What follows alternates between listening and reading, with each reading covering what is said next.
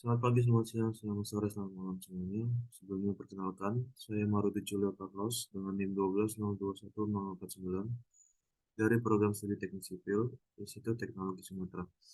Jadi, pada hari ini saya ingin mempresentasikan jurnal ilmiah yang saya buat, yaitu judulnya Analisis Kadar Air Tanah, yaitu konsentrasi geoteknik. Ini saya ambil dari tugas besar atau praktikum mekanika tanah 1. Baik, yang pertama ini ada abstrak. Sebelum abstrak, yaitu tanah adalah bahan yang terdiri dari butiran mineral padat yang tidak mengendap bersama dan terletak di atas batu datar. Ikatan antar butir dapat melemah karena adanya rongga antar partikel yang mengandung air, udara, atau bahkan keduanya. Air mempunyai fungsi yang penting dalam tanah, antara lain dalam proses pelapukan mineral dan bahan organik di dalam tanah, yaitu reaksi penyimpanan unsur hara terlarut dalam pertumbuhan tanaman. Selain itu, air juga berfungsi sebagai media untuk membawa unsur hara ke akar tanaman.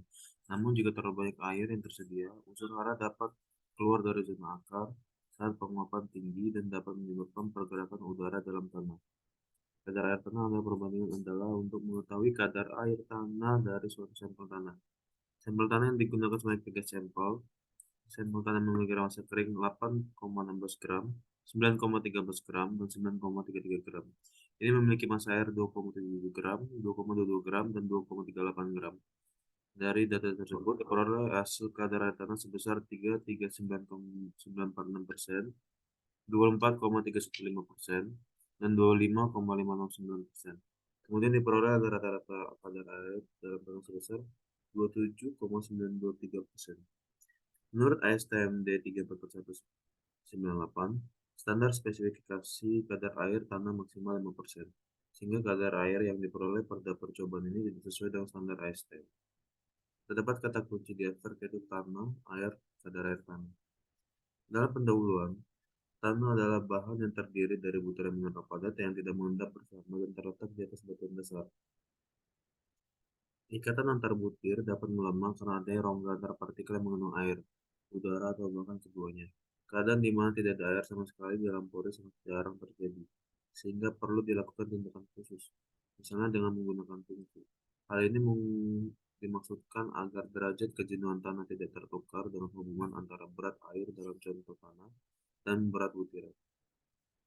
Air mempunyai fungsi yang penting dalam tanah, antara lain dalam proses pelapukan mineral dan bahan organik di dalam tanah, yaitu reaksi penyiapan unsur hara terlarut dalam pertumbuhan tanaman. Selain itu, air juga berfungsi sebagai media untuk membawa unsur hara ke akar tanaman. Namun jika terlalu banyak air yang tersedia, unsur hara dapat keluar dari zona akar saat penguapan tinggi dan dapat menyebabkan pergerakan udara dalam tanah. Kadar air adalah perbandingan antara berat air dalam contoh tanah dengan berat butir dan dapat dinyatakan dalam persentase. Perhitungan kadar air tanah dalam tanah dapat dihitung dengan persamaan berikut. W sama dengan WW per WS dikali 100%.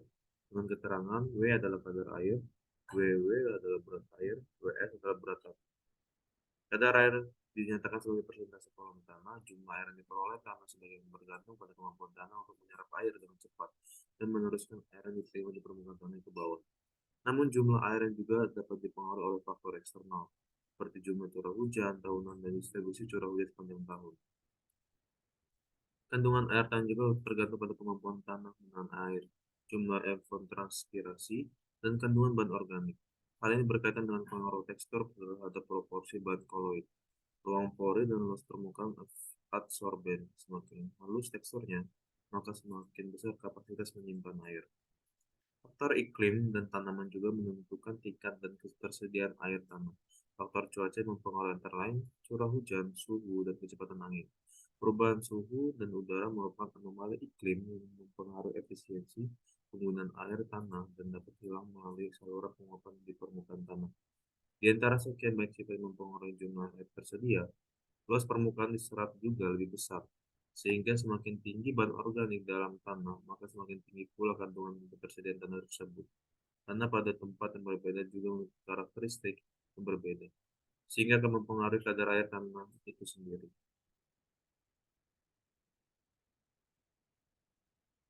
Selanjutnya ada metode yang digunakan dalam penulisan ini merupakan metode observasi dan metode literatur.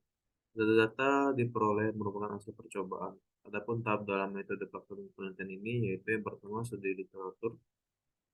Metode studi literatur merupakan serangkaian kegiatan yang berkenaan dengan pengumpulan data pustaka, membaca, mencatat, serta melakukan pengolahan penelitian. Yang kedua, tahap pelaksanaan.